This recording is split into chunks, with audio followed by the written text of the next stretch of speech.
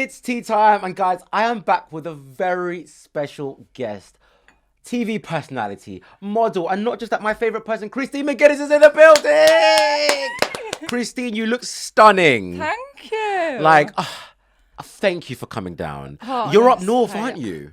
Yes. I live in Cheshire, Yeah. but I spend a lot of time in London, which I love. I like the double life, you know. Yeah. It's for me. I'm all for it. I've got my home life with my kiddies in the countryside. Yeah. I come to London and I'm just free. We know, but they don't yet know how intertwined we are as friends, by the way.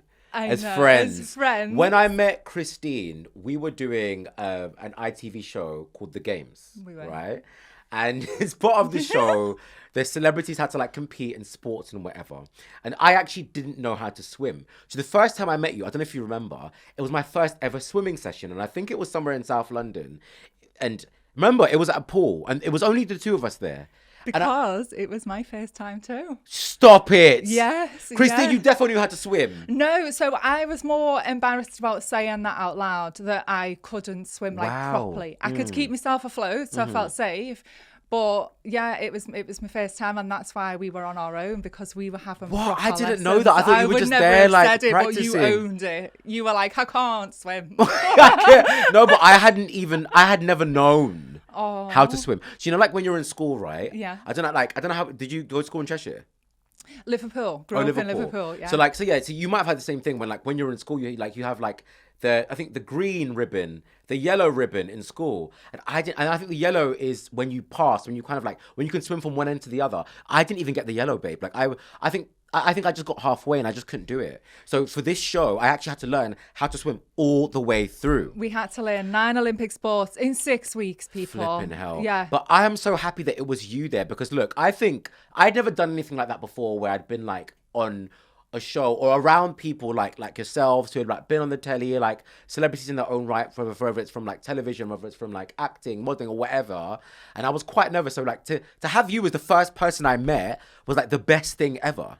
Because we just clicked and we got on straight away. Immediately. We laughed. I feel like in the beginning you were like, who's this person? But as we started speaking, I was like, oh, he's cool. No, but she's you know cool. What's interesting? I think a lot of us in the industry, and we don't really own it or say it, but we all have that feeling what you felt. Yeah. I looked around the room and thought, I don't know anybody here. Everyone's done loads of stuff. Why am I even here? I'm not a star. Everyone's done this and that. And I get that feeling every time I start a new show. And I'm now understanding that we all feel a little bit like maybe imposter syndrome, a little bit more insecure, or it doesn't matter. We're all there to do a job and have fun and entertain. And Honestly. It doesn't matter what people have done or how many followers you've got. We need to just own it. We are fucking stars, okay? I felt so insecure on this show, though. But you shouldn't have been. You were the best. No, let me break it down to you guys. As Christine said, we had to learn how many sports? 9 Olympic 9. sports. I was the guy in school who was picked last to do football, right? I was that like feminine guy, like, oh my God, like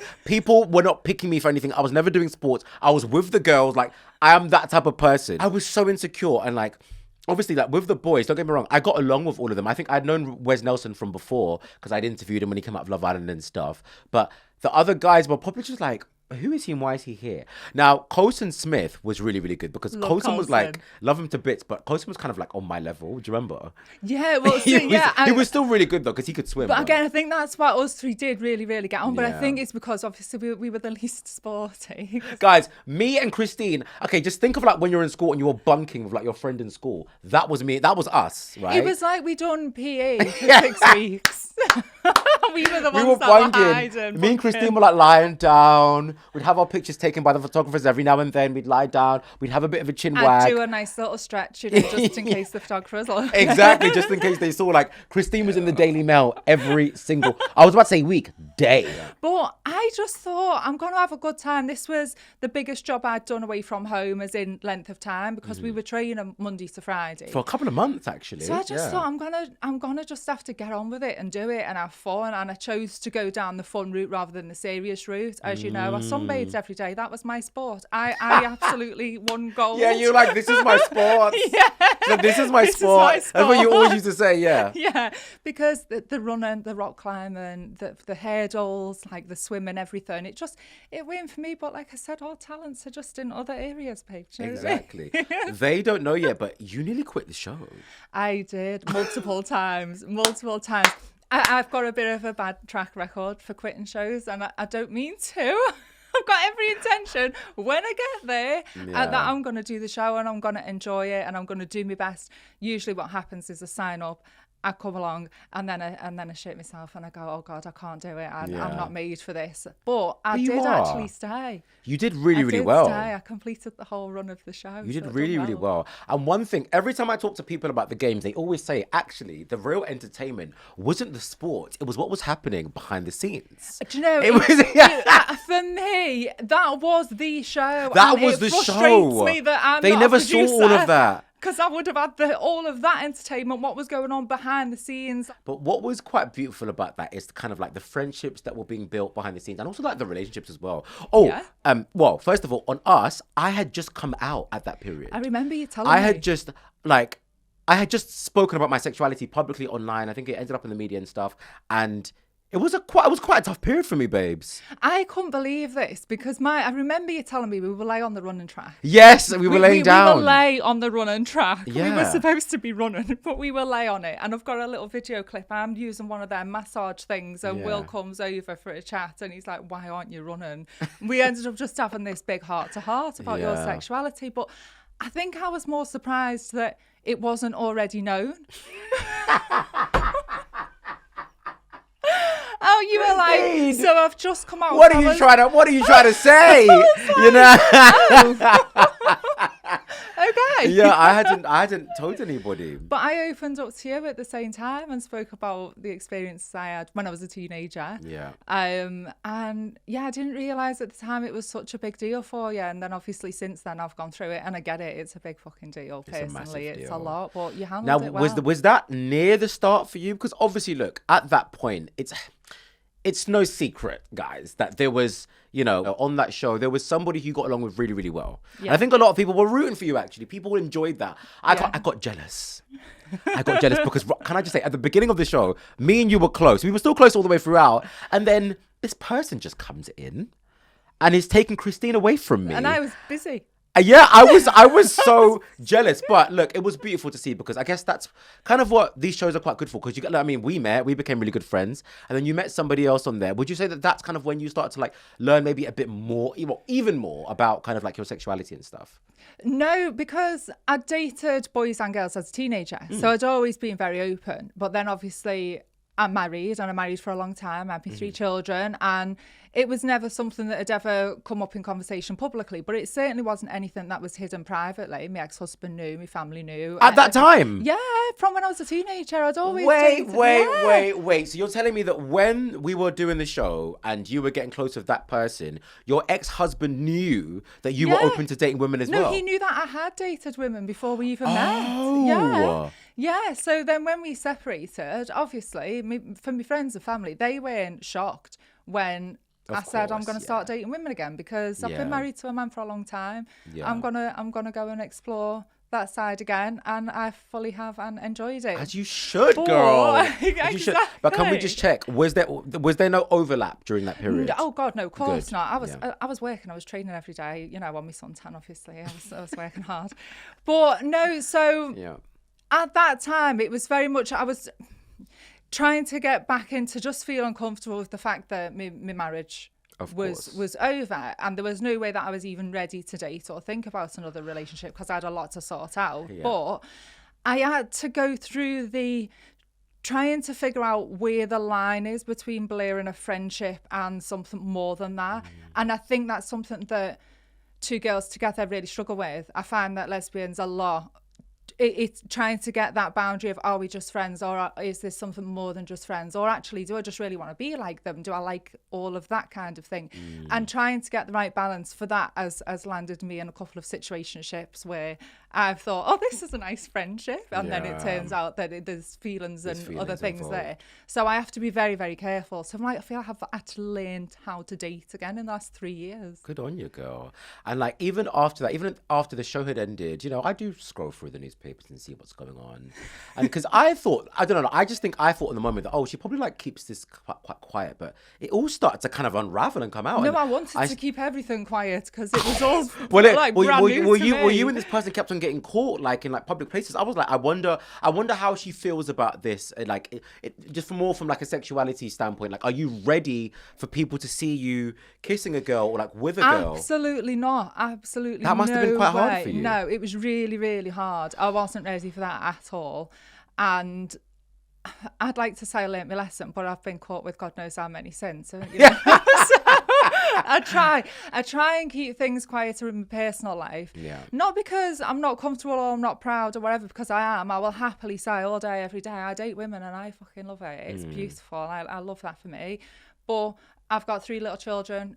2 of them have just gone into seniors. My youngest one's only 9, and I just think, do they really need any more attention on their little lives when they're already going through that stage? So, and just as well, because you never really know, especially with lesbians, you meet up and within 2 weeks you want to get married, buy a cat and get a flat together, and then a month goes by and you're kind of like, oh, might have rushed that a little bit, changed my mind. So, and I can be a bit like that. Being autistic and ADHD, I can blow a bit hot and cold. So I'm learning to just kind of take things slowly, not rush and put everything out there publicly. Of course. And I'm learning the hard way, because I then put myself forward for Celebs Go Dating, thinking I was completely ready to date publicly. I thought, I've done what I need to do. I've spoken about my sexuality. I've been very open. So let's just go and live. Let's just go and live and do it. And it's a fantastic opportunity. I started the show. It should have been a 10-week run. I lasted 2 weeks. After 2 weeks, I'd only done 1 date. And I struggled with it that much because of the amount of noise with the press and the media attention around my love life. Why did you find that hard? I left. Was it because they kept on linking it to your ex-husband and all of that stuff? Or? No, I don't understand it. And if I can't understand something, again, it's probably part of my autism. I have to dissect things. I'm very logical. And if I don't understand it and I can't make sense of it, what did you understand? I can't settle.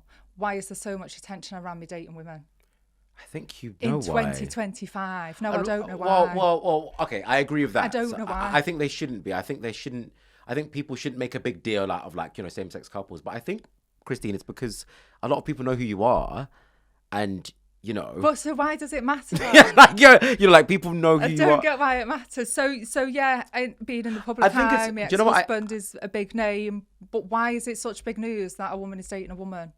It shouldn't be. I agree with this. I guess what I'm trying to say is maybe it's because you're famous in this country, like people know who you are. So I think people didn't know. People are shocked. I guess you know how you said behind the scenes, you know, your ex-husband knew, your family knew, so that's fine. Yeah. Like, this is quite like a big thing for. They're like, oh wow, we actually never knew. I couldn't understand why it was big news 3 years later. So as you said earlier, I got photographed kissing another woman. Now, I didn't know I was being photographed, and it's happened on a number of occasions. I didn't know I was being photographed, but why was it front page news? Would it have been front page news if I was kissing a man? That's true.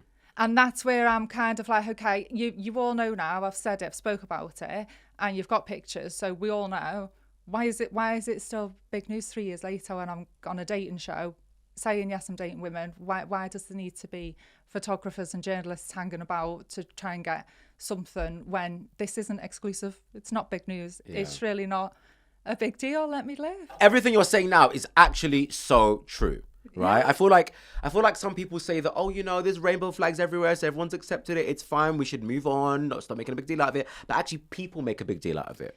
People make a big deal out of the fact that same-sex couples are here. Yeah. So I agree with that point. Actually. Yeah, and some people might love that. They might love the attention. For me, like, look, we all like a bit of attention sometimes, but not on my personal life. Not on me. I don't like too much attention on my personal life. There's so much more that is bigger and better about me and my work and what I've got to say and what I do than who I'm kissing. So you've spoken just now about how like hard it is that, you know, like when the media like zoom in on your personal life. And look, it's no secret that, you know, you went through something really, really hard. I think a divorce, what was it, 3 years ago? Yeah. That's just not an easy thing to go through, especially publicly, especially when you've got children. Yeah. Do you know what? But the hardest part of it all is when you see that the stuff that's not true, because it can cause problems that are unnecessary. So it's difficult enough anyway, the breakup of any family, of any couple, especially when there's children involved, doing it in the public eye, like you said, it just magnifies everything. Yeah. So of course, not nice, really, really challenging.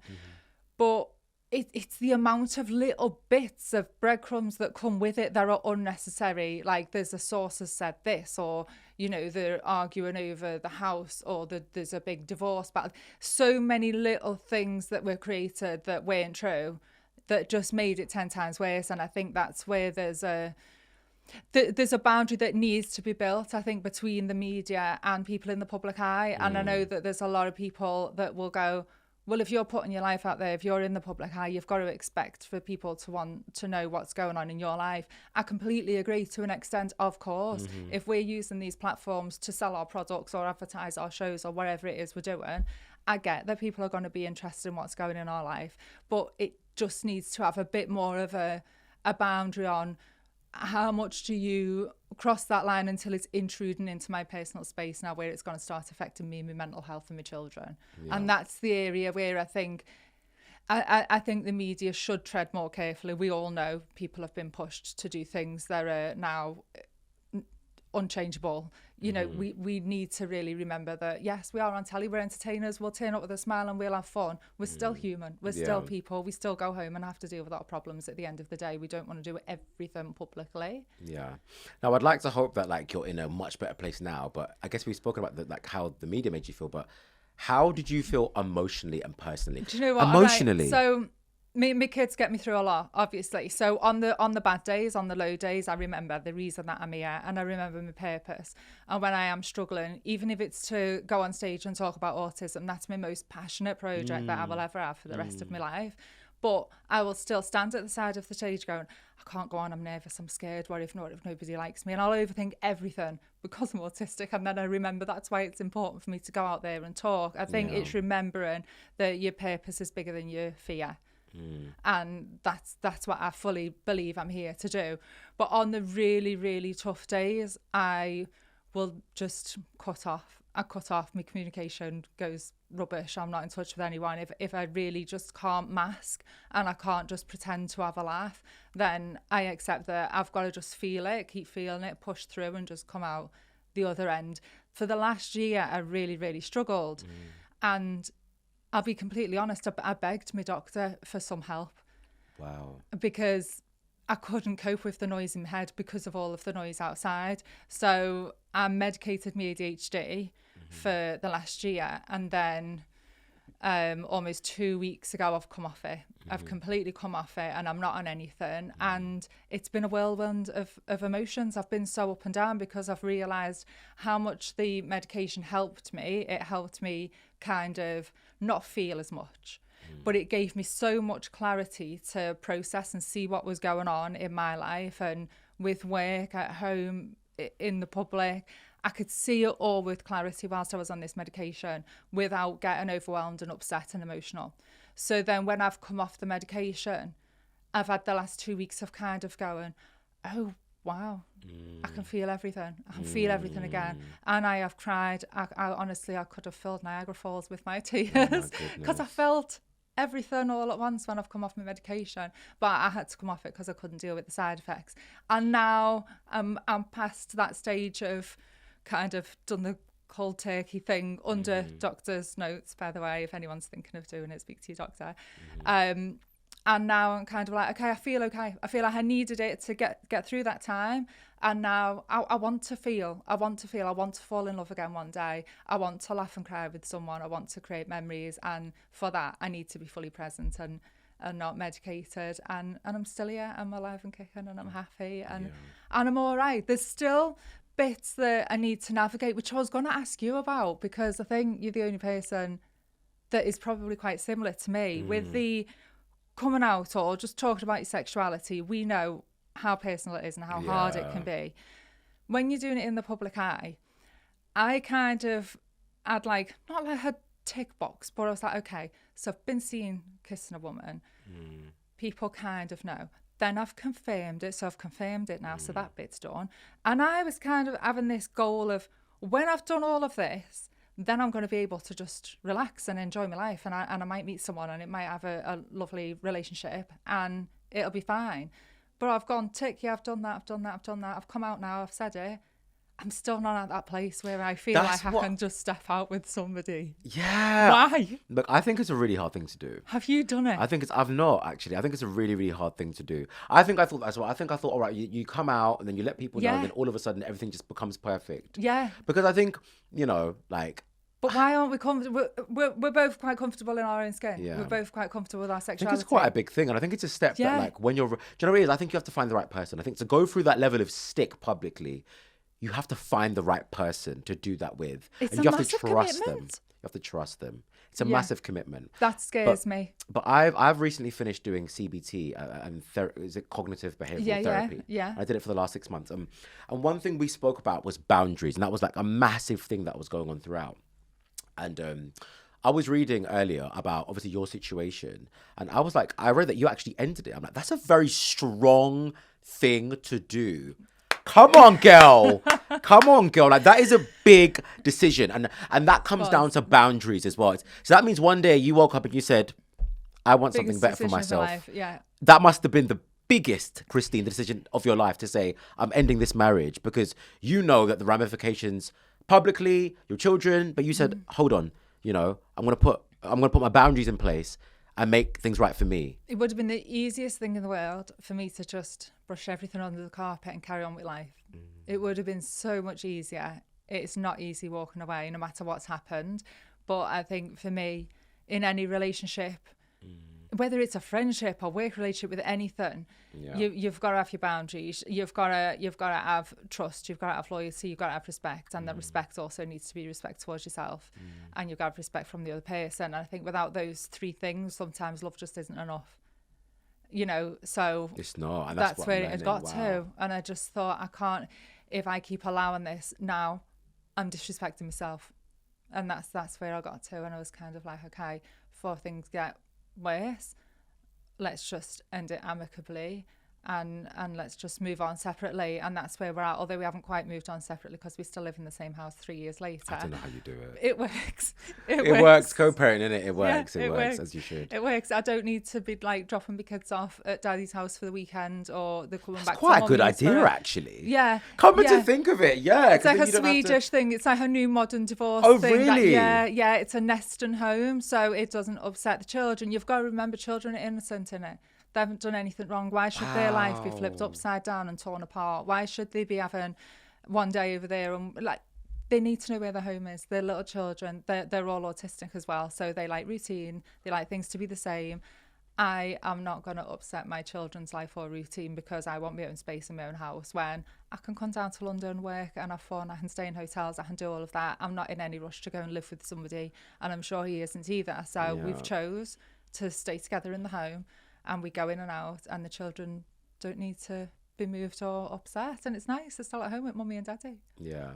I saw a quote from an interview you did, right? And this is the last on this, by the way, because, by the way, I'm just so in awe. I'm in awe how maturely you've dealt with all of this. And I feel like everyone needs to take a lesson on this and how to, like, because you're putting yourself first and you're putting your children first. And that's a really, like, inspirational thing, in my opinion. I read that you said something like, your ex-husband is the only man you'll ever love. Is this because you love women now? Or is this because you're just like, I'm not like rushing. Like, I'm going to, this is the father of my kids. I don't think I'm completely open to it, male or female. I don't think I'm there, and I hope that I will be one day, but I can't really ever imagine myself giving all of my love to one person again. I think when you've been I hurt, don't like the Christine. You can, even if it's to a woman, you can. I think you've give all of the got, love but you to know what it is, myself. Christine? I think you've got so much to give. I am. I think that you've been through so much, and you've got a lot of guards up at the moment. Yeah, the in so fear many is different it's getting places. hurt. It's getting hurt again. I'm just not open to it. Like I will run. I will run for the first time in my life. I like to run about. Not I don't like to run. Now, Christine, let's talk about autism. Now, I feel like I've learned so much about autism from you. And I think you are the first person who I've met who was actually quite open and comfortable speaking about autism. And to be fair, I think you were even speaking about it when we did that show together. And I was like, oh, wow, so this might be, so this is why she's, so that's why she's. So, like, what was it like for you when you first got your diagnosis? How did you feel, and how is it now?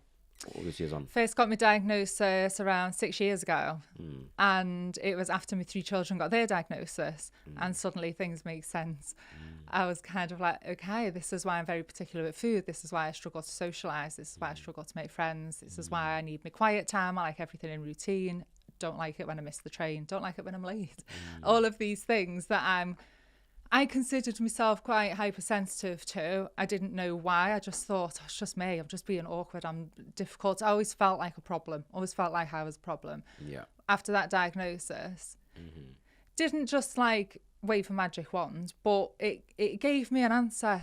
It gave me some clarity on why I am the way I am, and it just made me less apologetic. And now I'll laugh at myself instead of being hard on myself. I'll have a laugh and go, oh, I got the directions wrong. And that's me. I struggle with things like that. Yeah. And now I don't waste my time trying to be friends with everybody because I feel like that's what you're supposed to do. Now I fully accept that actually quite like being on my own. I can't keep up with all the messages anyway. And when I find my people, whether we speak once a year or every other week, they'll be like me and you. We don't need to catch up every week. I know as soon as I see you, it's vibes. It's friends. It's there. Literally. And that's what I've learned. Whereas I was before that always chasing to look like what everybody else is doing, to have a big friendship group, to look like I'm always out partying, having a good time, or traveling the world. I'm not. That's not me. I'm not going to do that. I like my comfort zone. I like my bubble, and the odd person's allowed in. Yeah, and that's it. Exactly. And you did your BBC documentary, which was really, really good. Yeah. And I think you said, and I think I read that, like, is it correct that women who are autistic would have been more likely to have been sexually assaulted? Yeah. And why is this? Is this because that women who are autistic are maybe like prone to being a bit more vulnerable, maybe like chatty to people? Yeah. So yeah, the stats are really, really high. And it's really sad, really sad how common it is, but really important to talk about because obviously other parents, other carers, or just women themselves and younger girls need to know that we are slightly more vulnerable. I still struggle to figure out what people's intentions are, like I said earlier, and I don't know, it takes me a while to figure out if somebody wants to be my friend or if they want something more than that. And it doesn't matter if I'm chatting to a male or a female, it still takes me a while to figure it out, which is why all of my friends now are just gay men, because I know I'm safe. I love that. So I can just be myself. Yeah. I'm never really sure, and I think that lack of understanding with other people or struggling to read people is where we can often find ourselves in more vulnerable situations, and knowing about that and being aware of it is the only way to try and like just limit those things kind of going on. Being easily manipulated, you know, could be that you're offering someone a lift home quite innocently and you find yourself in a car alone with you and somebody else, something could happen and you think, how did I even get in this situation? Because you haven't seen that they want that. Please tell me you've not gotten in a situation like that before, please. I have. So yeah, I have. Sadly, I was sexually abused as a child. Oh no, I'm so sorry to hear that. Do you know what? It feels like I'm talking about a different person now, and I think that's why I can say it quite like okay, because it was a long time ago. I'm so grateful that I'm not there now. I'm so grateful that I understand it also. I can avoid this kind of thing happening. And it's one of them things. I think at the time, obviously I wasn't diagnosed, I wouldn't really know what to do or what to say or who to talk to, and at the time again would probably blame myself a little bit, like why was I there, why was I alone with that person at such a young age. But these are big lessons, obviously. Absolutely traumatized, and it never leaves you. Not everybody's aware of how vulnerable autistic girls in particular can be. Yeah, that is honestly so well said, Christine. Thank you so much for that. Like, I am so touched. And do you feel like there's something in like, I think one thing we bond over, and I think you've spoken about this before, it's kind of like being rejected as a child, or like in school, like people not wanting to be friends with you and stuff like that. Childhood's tough. It's flipping tough. And do you feel like that's kind of impacted you? Because my therapist definitely says it's impacting me. So like, do you feel like rejection as a child has impacted you as an adult? Definitely. I won't really put myself forward a lot for even just saying to someone, hey, should we swap numbers? Because I've got that fear of them going, they might say no. or like making some excuse, or let's do Instagram instead, or it's so I sort of don't do that, and that also goes into the dating world as well. I'd be scared to go and approach somebody because what if they don't like me or whatever. I think that overthinking from me is definitely part of my neurodiversity, but definitely my childhood, just not fitting in. I wasn't part of the drama group. I weren't really in the sporty group, obviously. I weren't picked for PE either. Just should have been, actually, because I was quite good. Should have been, you're good, yeah. But lack of confidence, it stays with you. I think them words that you hear as a child really, really shape you and do affect you. And it's only as adults that we can kind of go, okay, let's take responsibility for how we think and feel right now, because we're not being bullied no more. We're not having bad things done to us no more like we did when we were children. So is it now really our responsibility to go, do you know what, we need to stop this. We need to stop carrying this with us and just own ourselves and accept that people might want to know us, and if they don't, that's fine. We don't want to know them. If they don't want to know us, that's exactly, fine. Period. Literally, if they don't want to know, they don't want to know. Yeah. Like, you've also spoken about, like, I think, did you say you experienced an eating disorder previously?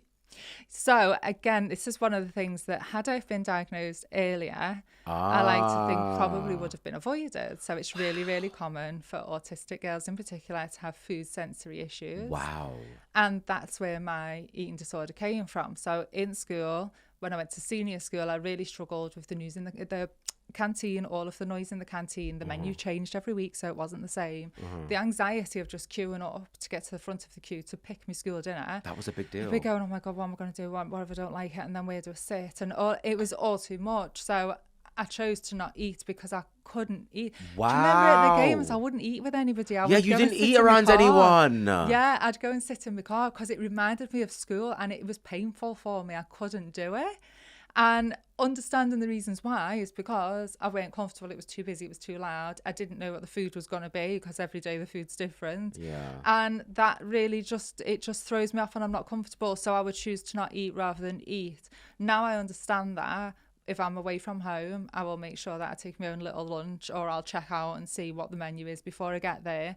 I'm getting better at eating with people, but I'm still very particular. I like it to be with someone that I know. Yeah. I like it to be a restaurant that I know. It can be a problem when I go abroad sometimes. Wow, that's so interesting. Yeah, even with my children. So my children are all the same, all three of them. So a typical autistic diet would be everything being quite beige, neutral. So a lot of carbs, toast, dry things, toast, bagels, sandwiches.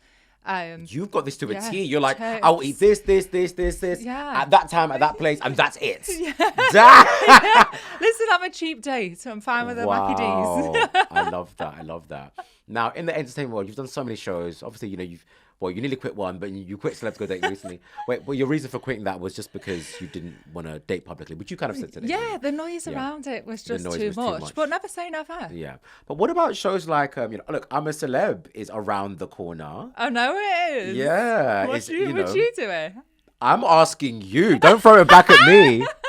Like, is that something that you've ever been interested in? Who knows, have you ever spoken or thought about it, spoken to anybody, interested in? The creepy crawlies. Would you ever do it? Could you really ever say no to a show like that?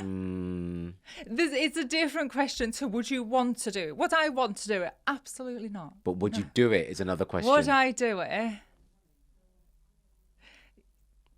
Oh, I can't even bring myself to say yes, because I want to do as much as possible. I want to push myself. So yes, I would go for it. Yeah.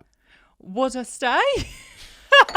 I'm telling you now, Christine is gone. She's not jumping out of that aeroplane. She's not eating no rat. She's not eating nothing. You're going to find me at the Versace Hotel. Literally. Okay, Celebrity Traitors. I know you're not up to date on it, are you? I'm not up to date on it. But would you be a good traitor? Can you lie? Right, so, that's not a good question. But that's what the show is about. Like, are you a good liar? Jonathan Ross, Alan Carr, all of them are having to be really good liars because they're traitors. Okay. Like, do you think... No, okay, I'm not a good liar. I'm not a good liar. I'm a good actress. So yes, actually, I think I'll be very, very good.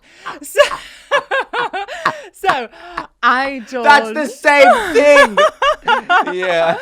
No, but I done pilgrimage. I done pilgrimage last year. I went on a 2-week walk around Wales. Do you know I signed up to this show because every one of them that I'd watched was abroad. So I was thinking, lovely, I'm going to get 2 weeks going around Italy or Greece or somewhere. I'm gonna say yes.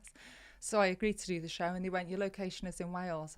Oh, you fucking joke. Crazy. But I had the best time. But I was working with Amanda Lovett, who was one of the original Traitors. So every night when the cameras cut off, we all played Traitors. All of the celebs sat and played Traitors together. Obviously, there's the odd one that doesn't like to join in, who we won't mention. But the majority of the Traitors all stayed together. The celebs. We played Traitors, and I won pretty much every night. So, yeah, I suppose I'm a good liar, but I'm going to call it an actress instead of a liar. Well, look, I need to see you on either I'm a Celeb or The Traitors. Christine McGuiness, thank you. Thanks for coming on the show.